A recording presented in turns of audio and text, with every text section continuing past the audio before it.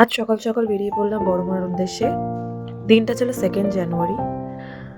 তাই ভাবলাম বছরের শুরুটা বড়মাকে দেখেই, দর্শন করেই আরম্ভ করা যাক। তাই যেমন কথা তেমন কাজ। বেরিয়ে পড়লাম। ট্রেনে করে এখন যাচ্ছি বড়মার কাছে। এই হচ্ছে নৈহাটি স্টেশন।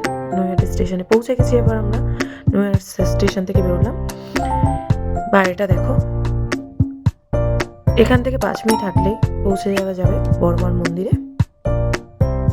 পৌঁছে গেছি বড়মার মন্দিরের সামনে। ধর্ম হোক যার যার, বড়মা সববার। এবার আমরা ডালা নিয়ে নেব পুজো দেওয়ার জন্য। ডালাও নিয়ে নিয়েছি। এবার লাইনে দাঁড়াতে হবে। হেঁটেই যাচ্ছি, লাইনে দাঁড়াতে হবে বলে।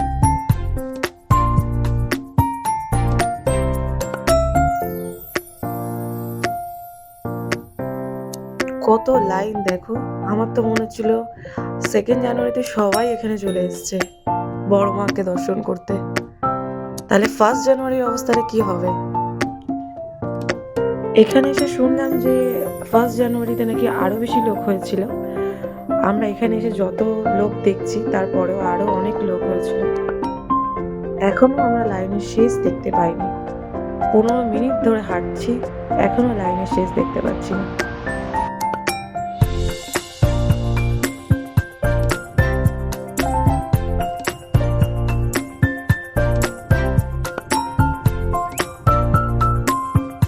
লাইনটা শুধু দেখো, কত লাইন, কত বড়। এখনো পর্যন্ত আমি হেঁটেই চলেছি যে লাইনের শেষ কোথায় দেখার জন্য। 15 মিনিট ধরে হেঁটেছি শুধু। আপাতত চলে এসেছি, লাইনের শেষ দেখতে পেয়েছি এতক্ষণ হাঁটার পর। এবার আমাদের খুব জল তেষ্টা পেয়ে গেছে, জল তো আনিনি, কি করবো? তাই আখের রস খেয়ে তৃষ্ণা মেটাচ্ছিলাম। রোদের মধ্যে দাঁড়িয়ে থাকতে হচ্ছিল তো অনেকক্ষণ নড়ে।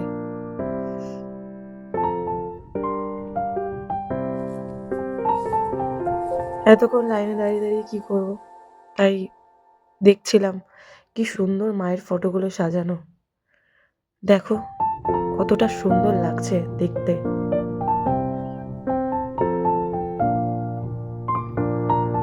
অসাধারণ।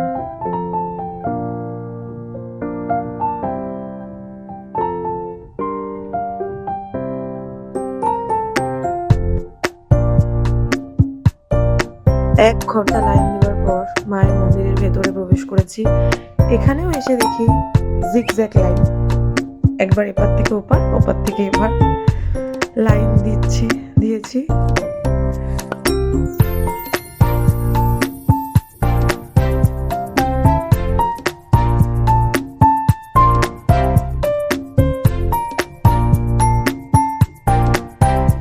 জয় বড়মা। অবশেষে মায়ের দর্শন পেয়ে গেলাম।